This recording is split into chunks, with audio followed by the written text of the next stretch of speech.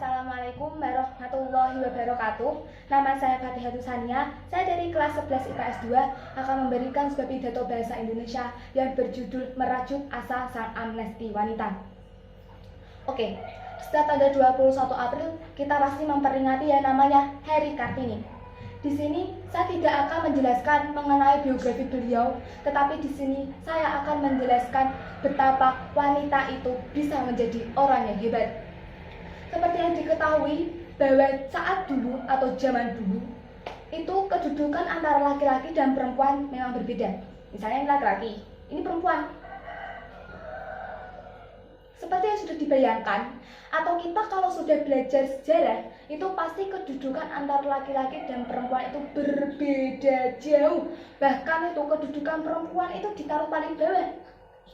Dan alasannya itu simpel saja. Alasannya kalau zaman dulu itu perempuan itu ya masak, bersih-bersih rumah. Dan itu memang pekerjaan orang awam atau pekerjaan rumah tangga. Dan mereka berpikir atau orang laki-laki itu berpikir perempuan itu tidak perlu sekolah, perempuan itu tidak perlu menempuh pendidikan. Tetapi R.A. Kartini atau Raden Ajeng Kartini menggagaskan atau melakukan suatu hal sehingga kedudukan antara laki-laki dan perempuan bisa sejajar. Nah, saat ini banyak wanita-wanita hebat yang bisa menyaingi atau bahkan setara dengan laki-laki. Di antaranya itu seperti ini. Presiden kita itu sudah mengalami 7 pergantian presiden. Yang terakhir ini Pak Jokowi itu sudah 2 periode. Tetapi dari 7 ini ada satu wanita hebat yang bisa menyetir atau memimpin negara ini, yaitu Bu Megawati. Dia itu orang hebat. Dia itu orangnya bisa memimpin negara kita. Itu tidak bisa dipungkiri bahwa wanita itu hebat. Wanita itu bisa setara dan bisa bersaing dengan laki-laki. Nah, dia itu presiden nomor 5. Yang pertama itu kan memang bapaknya atau Pak Karno. Kedua itu Pak Harto, Pak Habibie, Pak Abdurrahman Wahid atau Pak Gus Dur. Yang terakhir itu yang kelima itu Bu Megawati. Nah, ini Bu Megawati itu orang yang hebat. Dia itu bisa menyetir negara kita. Dan itu memang contoh bahwa wanita bisa menempuh dan bisa bekerja dengan intensitas yang hebat dan juga jos gitu kalau menurut saya. Dan beliau itu sekarang itu telah memimpin yang namanya partai, yaitu tentang partai perpolitikan yang bernama PDI, yaitu Partai Perjuangan. Partai itu memang terkenal besar. Kita pasti sudah tahu betapa PDI itu merupakan partai yang paling besar se-Indonesia. Itu yang mimpin itu Bu Megawati. Nggak ada yang lain tuh.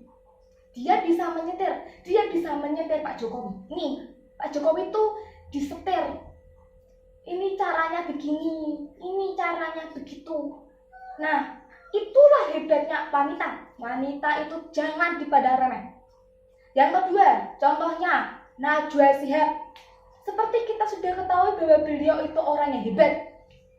Beliau itu seorang politikus, tetapi cara mainnya, cara mindset dan juga perpolitikannya memang hebat. Bisa membebet habis orang-orang tuh. Wanita itu, makanya kita itu jangan meremehkan. Yang namanya wanita itu harus bisa bersaing. Itu Najwa Shihab, Bu Megawati dan Najwa Shihab. Banyak contohnya. Yang ketiga ada Bu Risma ya. Bu Risma dari Jawa Timur. Beliau itu seorang wali kota Surabaya. Dan beliau itu tidak main-main itu, bebet habis orang-orang itu. Nah, itu contoh-contoh wanita-wanita hebat Indonesia. Dan kita tuh harus bisa, dan kita tuh harus bangga. Dan bagaimana kita itu bisa menjadi orang yang hebat sehingga kita bisa bersaing dengan laki-laki. Jangan sampai kalah dengan laki-laki. Itu yang harus menjadi kuncinya.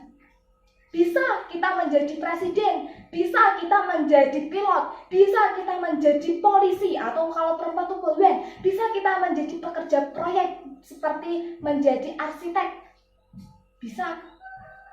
semua bisa dilakukan oleh wanita atau perempuan. Itu namanya merajut asa sang amnesti wanita.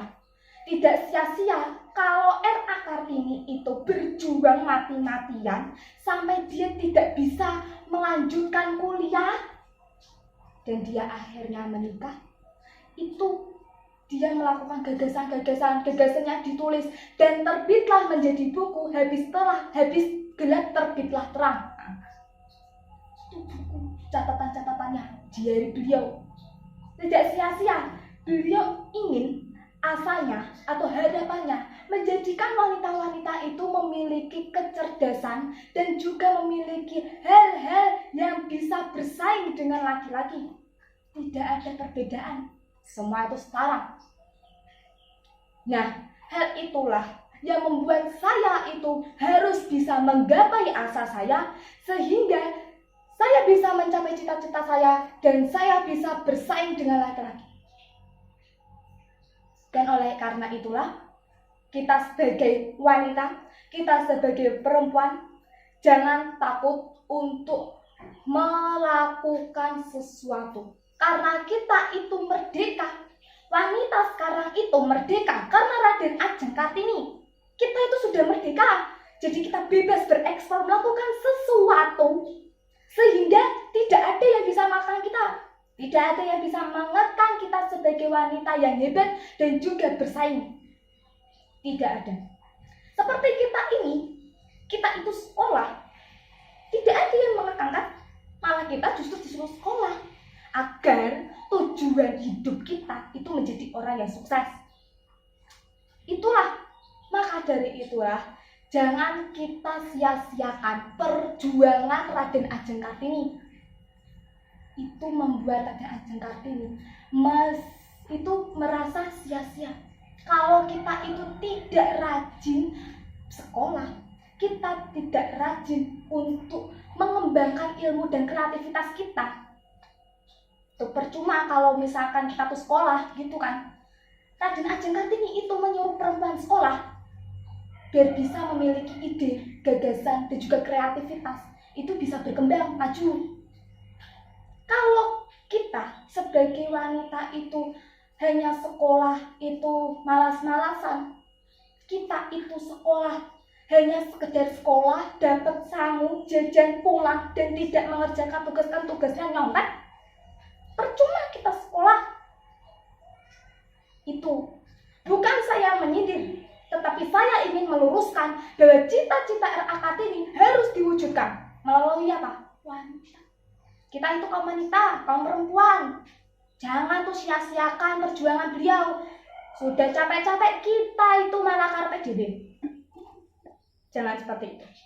Oleh karena itu, mari kita sama-sama sebagai generasi muda, sebagai perempuan yang akan meneruskan Indonesia mau sampai kemana, kita harus siap dan kita harus menjadi orang yang bisa berdaya saing tinggi dan juga memiliki kreativitas. Sekian dari saya, terima kasih. Wassalamualaikum warahmatullahi wabarakatuh.